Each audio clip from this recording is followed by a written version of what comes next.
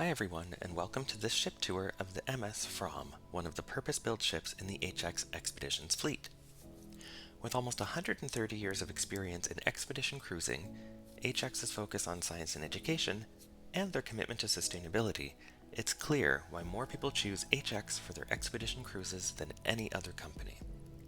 Today, I'll show you the whole ship, starting with the lower decks and working our way up.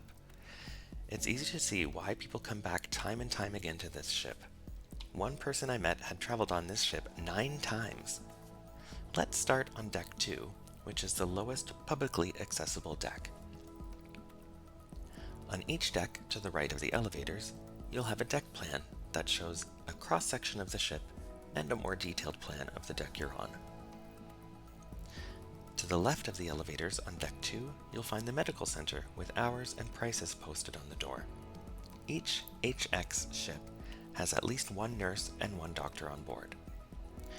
The real excitement on Deck 2 is here at what they call the Expedition Launch Site, or the Tender Pit. You'll go down about 7 steps, sanitize your boots, and hop on the Rib, or the rubber inflatable boat, also known as a Zodiac.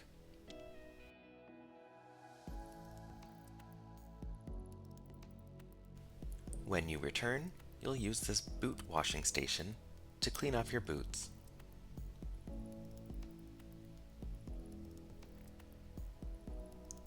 And once again, sanitize the boots before you get back on the ship. Now let's move up to Deck 3. Again, there's not much to this deck, it's mostly just passenger cabins, but there's a small public area where you'll have a table with 2 vacuums.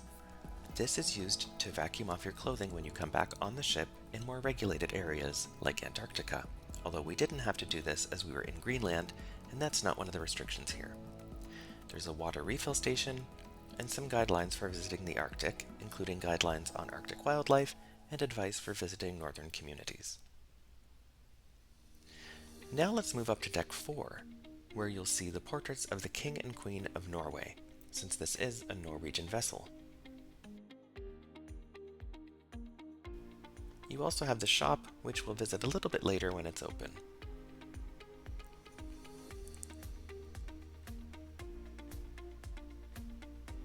Again, to the right of the elevators, you have your deck plan. Deck 4 is one of the 2 decks, along with Deck 7, where most of the interior public spaces are. Here, you'll find the reception, the science center, and the lecture hall forward of the elevators. If you look right, you'll see a TV screen here, which is showing a slideshow of the pictures that the professional photographer on board has taken. You'll also find the Future Cruise sales desk. This is where you can inquire about and book future cruises. To the left, you have your reception desk. To the right, a nice seating area with a small library. And just beside the reception desk, you've got the expedition team's desk as well. This open space connects to the reception area, the lecture hall, and the science center. The TV screen shows the current position of the ship. We'll move through the seating area first to check out the coffee station up here on the left. This is complimentary and available all day. It has several types of teas, both caffeinated and decaf coffee, and there are usually cookies available as well. This is the cash register for the shop, and just a window here to take in the views portside.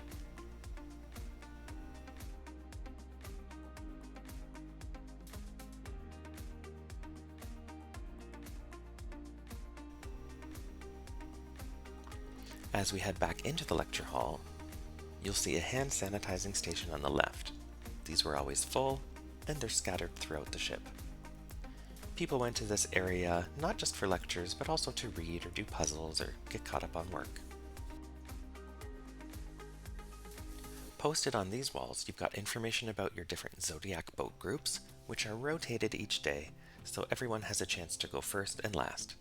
There's also information about any optional excursions, such as kayaking, and a schedule of the day's events. You'll also find a map here of where you are, in our case, Greenland. They also posted some information and history about the destination as well. This is the lecture hall. The lecture series is a main feature of HX. We had 17 expedition team members on our sailing, made up of several professionals including ornithologists, marine biologists, historians, glaciologists, biologists, and much more. The lectures are streamed, so if you can't attend the lecture in person, you can watch it in your cabin. They're also recorded, so you can watch it later in your cabin on demand. Now let's go into the Science Center. You can also attend information sessions here, which are often a little bit less formal and more interactive, but they're not recorded, so you have to go live or you miss out. Last year, HX won the Cruise Critic Choice Awards for Best Science Offering. It's a huge focus of the HX program. On display in the Science Center, you have some destination-specific pieces of interest. As you can see, we had a walrus skull, a muskox skull, and here is a vertebrae from a humpback whale. Now don't worry, these are not real. They're very realistic replicas from boneclones.com. Here we have narwhal tusks, the longest of which is 3 meters.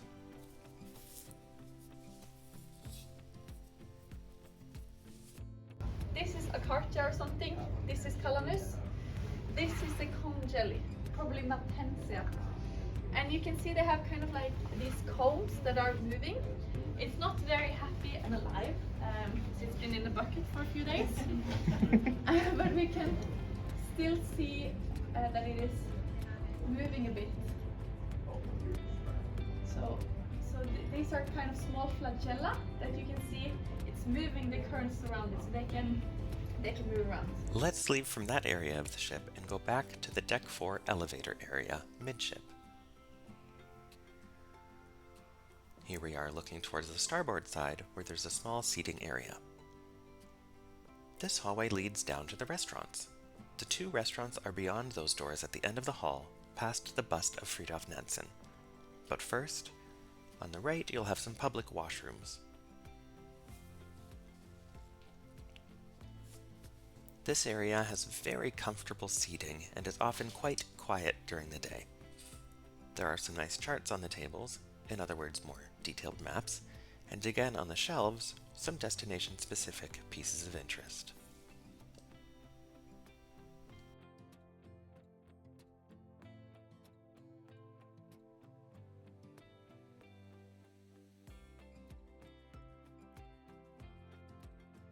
As you enter into the restaurant, you have a hand washing station and a hand sanitizing station. To the right is the host desk who will take your room number and seat you at a table. This is Aune restaurant, named after Tinus Aune, a ship chandler and businessman from the late 19th century in Tromsø, Norway. Most of the tables are set up for groups of 4, with some tables set up for groups of 6, and then the largest tables for groups of 8.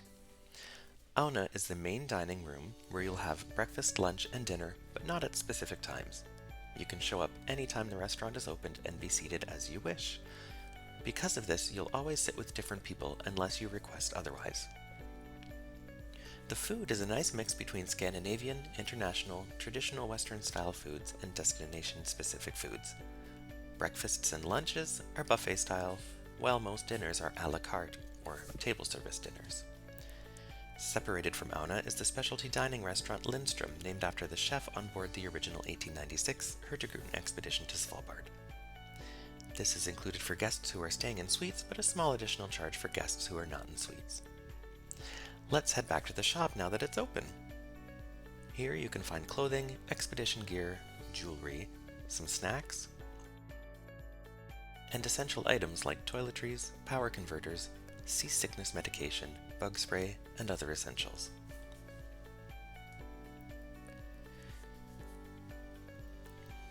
That's it for Deck 4.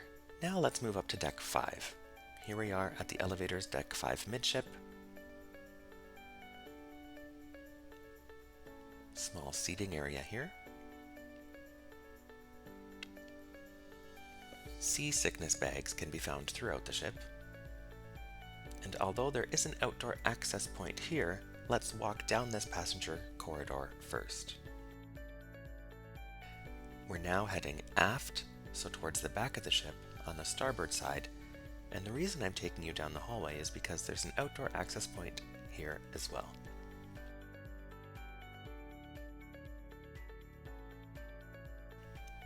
This leads to Muster Station A.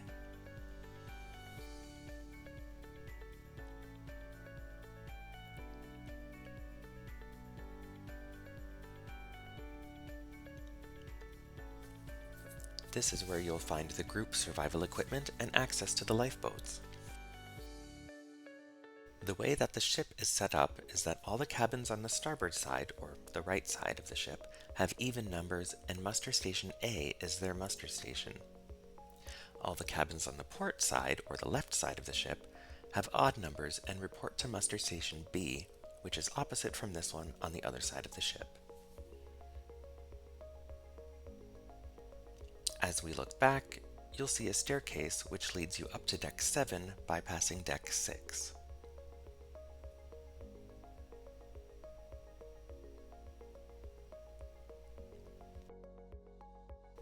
And here we are, back at the central elevator area.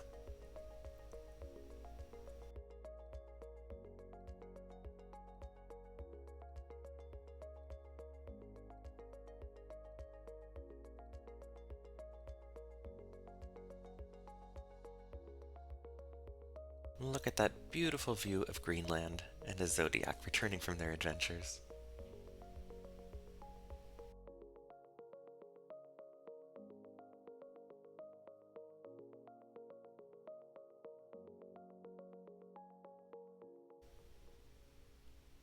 Now let's continue towards the forward section of the ship.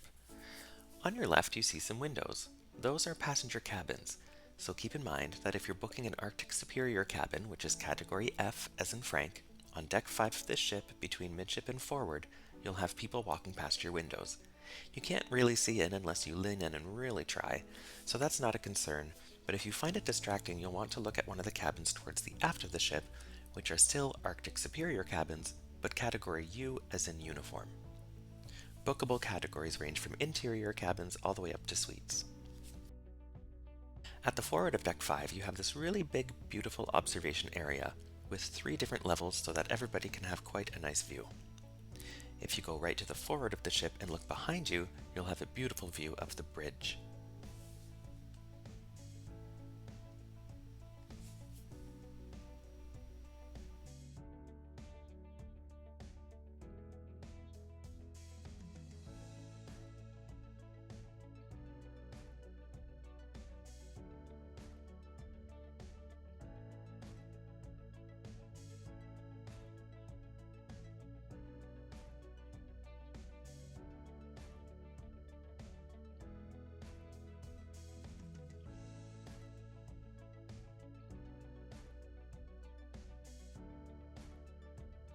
It's quite common that throughout the day a few members of the expedition team will be stationed out on deck 5 to spot wildlife. If they see anything of interest like a pod of whales, polar bear, muskox, or something else noteworthy, they'll make sure that the guests know.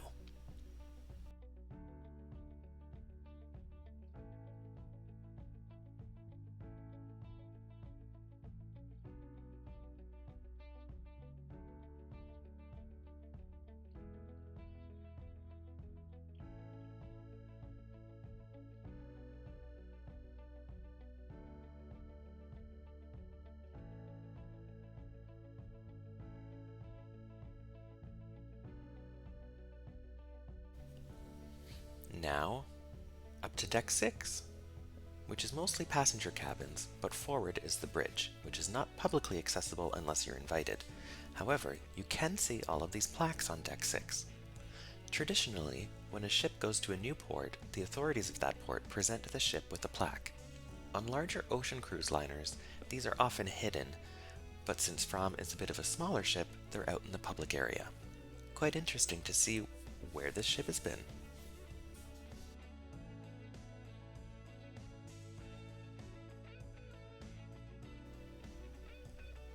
Now let's go up to deck 7, which is the other interior deck that has large public spaces, one of which is the Explorer Lounge.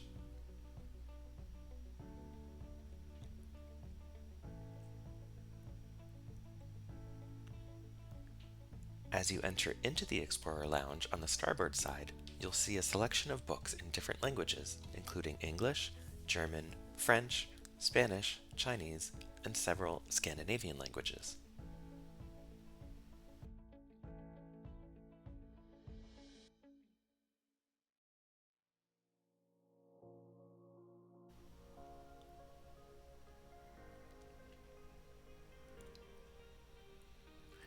The Explorer Lounge has beautiful floor-to-ceiling windows, making it a warm and cozy way to appreciate the scenery.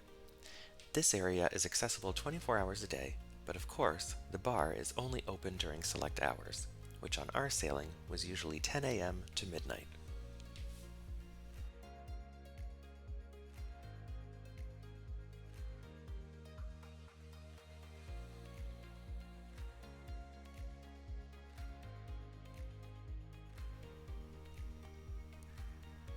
This area is where you'll have larger gatherings, including the Captain's Welcome and Captain's Farewell. Otherwise, this is a great spot to hang out during the day for beautiful views and a great place for cocktails and socializing at night. The MS Fram was built in 2007 and refurbished in 2022. She's 374 feet or 114 meters in length and can hold up to 250 passengers, though this number is often limited to 200, based on local restrictions of the destination being visited. Let's go back to the elevators still on Deck 7. Here you'll notice a portrait of the Princess of Norway, who's the godmother of this ship. Let's head outside. Deck 7 also features an outdoor area. This is one of the 2 designated smoking sections on the ship, which is covered, creating quite a comfortable space. The other smoking section is in the same part of the ship on the opposite side.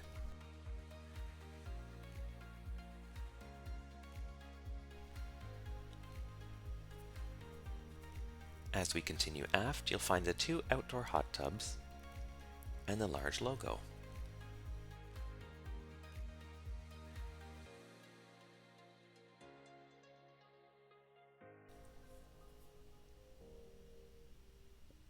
Here you have an outdoor cooking area. If conditions allow, you may have an outdoor dining experience. We had a barbecue of sausages, hamburgers, and several cold salads one day. They even brought the bar. You could have wine and beer or non-alcoholic beverages served at the table by the restaurant staff.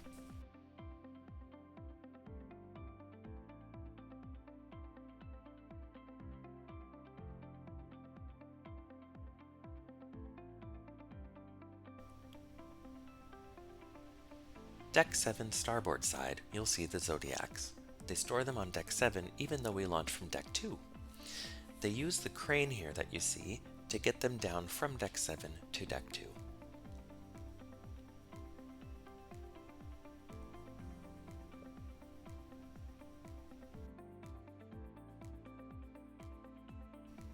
This staircase here is the top of the one that brings you down to Deck 5 to the muster stations. Let's head back in one last time to the interior of Deck 7 to the elevators, where now if you head aft on the port side, you'll end up at the fitness center. This is where you'll find the sauna, gym, and the jacuzzi. There's a men's room here. The women's room is in the same spot on the opposite side of the ship.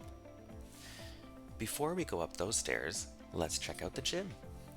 The gym is quite a well-equipped facility to help you keep in shape because let me tell you, you'll never go hungry on this ship.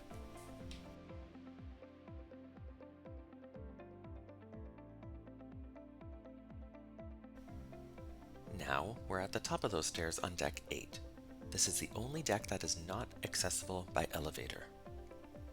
Here, you'll find the separate male and female changing rooms and saunas. Here's the men's change room with lockers, showers, a bench, a hairdryer, a full-length mirror, and access to the saunas. On other ships in the HX fleet, you have separate change rooms, but the sauna itself is co-ed. On the MS Fram, there are separate male-female saunas.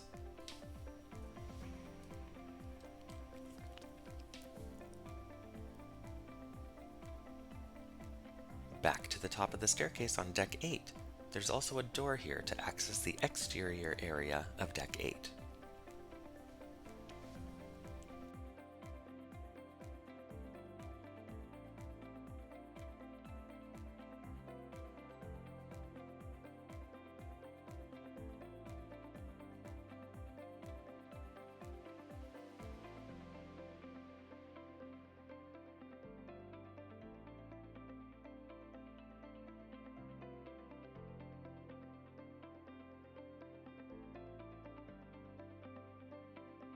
As we move towards the aft and look down towards deck 7, you'll see both hot tubs, a few hooks to hang up your things, and a shower.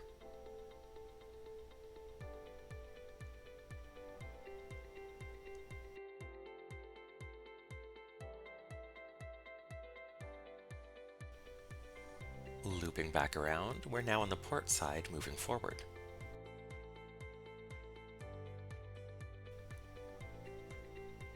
The staircase here goes down to deck 7 smoking area.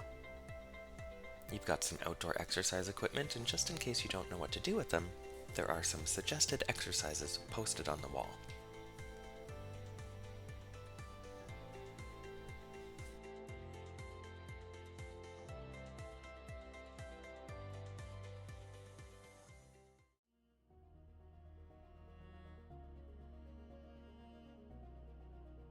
Let's continue forward on deck 8, where you have beautiful panoramic views and also this yellow platform you can stand up on in order to see over those glass shields.